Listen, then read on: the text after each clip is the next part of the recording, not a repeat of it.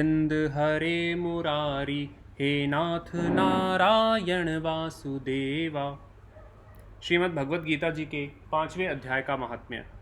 श्री भगवान जी कहते हैं, देवी आप सब लोगों द्वारा सम्मानित 5वें अध्याय का महात्म्य संक्षेप से बतलाता हूँ, सावधान होकर सुनो। मध्य देश में पुरुकुत्सपुर नामक एक नगर है। उसमें पिंगल नामक एक ब्राह्मण रहता था। वह वेद पाठी ब्राह्मणों के विख्यात वंश में, जो सर्वदा निष्कलंक था, उत्पन्न हुआ था, किंतु अपने कुल के लिए उचित वेद शास्त्रों के स्वाध्याय को छोड़कर ढोल आदि बजाते हुए उसने नाच गान में मन लगाया। गीत नृत्य और बाजा बजाने की कला में परिश्रम करके पिंगल ने बड़ी प्रसिद्धि प्राप्त कर ली और उसी से उसका राजभवन में प्रवेश होने लगा।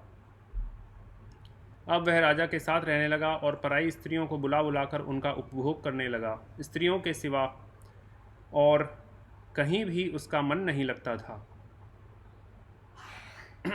धीरे धीरे अभिमान बढ़ जाने से उच्छृंखल होकर वह एकांत में राजा से दूसरों के दोष बताने लगा।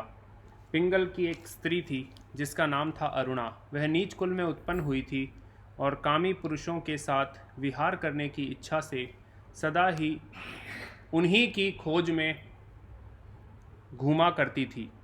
उसने पति को अपने मार्ग का कंटक समझकर एक दिन आधी रात में घर के भीतर ही उसका सिर काटकर मार डाला और उसकी लाश को जमीन में गाड़ दिया।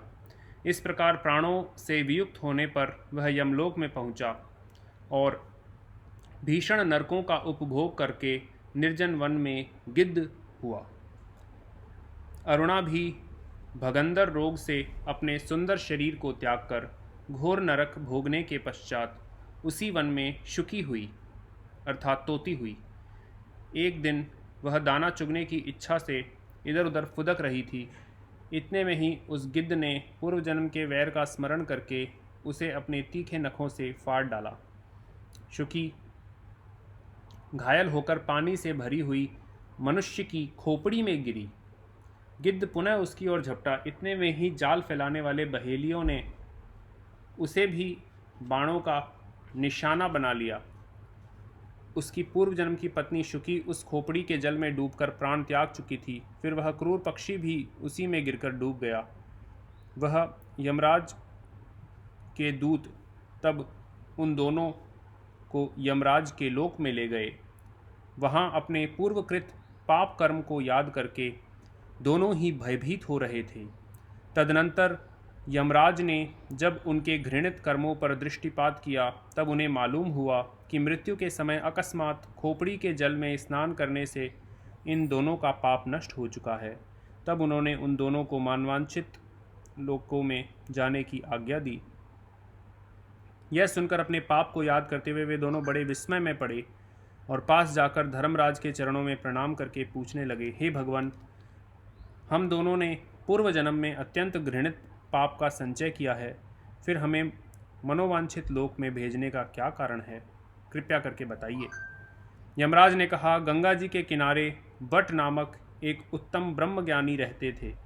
वे एकांत सेवी, ममता रहित, शांत, विरक्त और कभी भी किसी से द्वेष न करने वाले थे। प्रतिदिन गीता जी के 5वें अध्याय का जप करना उनका सदा का नियम था।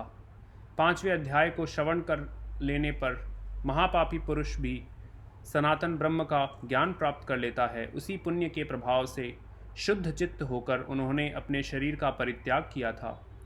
गीता जी के पाठ से जिनका शरीर निर्मल हो गया था, जो आत्मज्ञान प्राप्त कर चुके थे, उन्हीं महात्मा की खोपड़ी में जल पाकर तुम दोनों पवित्र हो गए हो। अतः अब तुम दोनों मनोवांछित लोकों को जाओ, क्योंकि गीता जी के 5वें अध्याय के महात्म्य से तुम दोनों शुद्ध हो गए हो। श्री भगवान जी कहते हैं, सबके प्रति समान भाव रखने वाले धर्मराज के द्वारा इस प्रकार समझाए जाने पर वे दोनों बहुत प्रसन्न हुए और विमान पर बैठकर वैकुंठ धाम को चले गए।